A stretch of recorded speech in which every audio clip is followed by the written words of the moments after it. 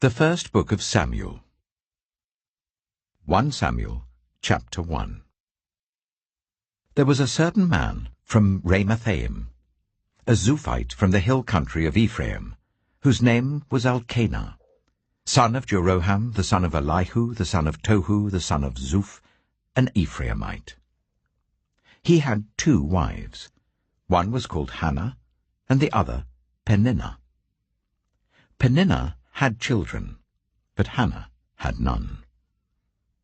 Year after year, this man went up from his town to worship and sacrifice to the Lord Almighty at Shiloh, where Hophni and Phinehas, the 2 sons of Eli, were priests of the Lord. Whenever the day came for Elkanah to sacrifice, he would give portions of the meat to his wife Peninnah and to all her sons and daughters. But to Hannah he gave a double portion, because he loved her, and the Lord had closed her womb. Because the Lord had closed Hannah's womb, her rival kept provoking her in order to irritate her. This went on year after year. Whenever Hannah went up to the house of the Lord, her rival provoked her till she wept and would not eat. Her husband, Elkanah, would say to her, "Hannah, why are you weeping? Why don't you eat?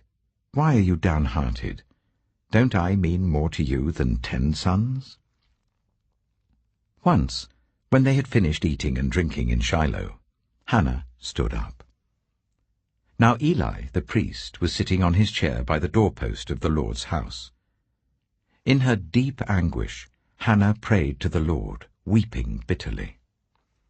And she made a vow, saying, "Lord Almighty, if you will only look on your servant's misery and remember me, and not forget your servant, but give her a son, then I will give him to the Lord for all the days of his life, and no razor will ever be used on his head."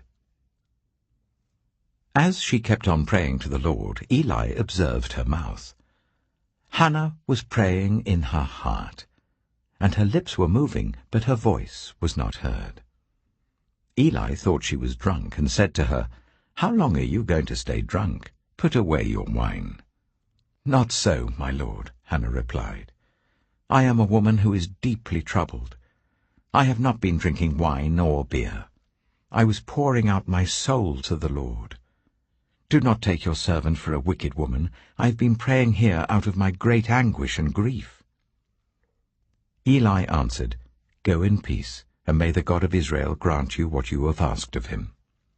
She said, "May your servant find favor in your eyes." Then she went away and ate something, and her face was no longer downcast. Early the next morning they arose and worshipped before the Lord, and then went back to their home at Ramah. Elkanah made love to his wife Hannah, and the Lord remembered her. So in the course of time Hannah became pregnant and gave birth to a son. She named him Samuel, saying, "Because I asked the Lord for him." When her husband Elkanah went up with all his family to offer the annual sacrifice to the Lord and to fulfill his vow, Hannah did not go. She said to her husband, "After the boy is weaned, I will take him and present him before the Lord, and he will live there always." "Do what seems best to you," her husband Elkanah told her. "Stay here until you have weaned him. Only may the Lord make good his word." So the woman stayed at home and nursed her son until she had weaned him. After he was weaned, she took the boy with her, young as he was, along with a 3-year-old bull, an ephah of flour, and a skin of wine, and brought him to the house of the Lord at Shiloh.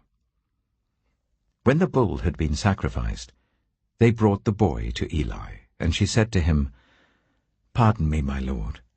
As surely as you live, I am the woman who stood here beside you praying to the Lord. I prayed for this child, and the Lord has granted me what I asked of him. So now I give him to the Lord. For his whole life he shall be given over to the Lord." And he worshipped the Lord there.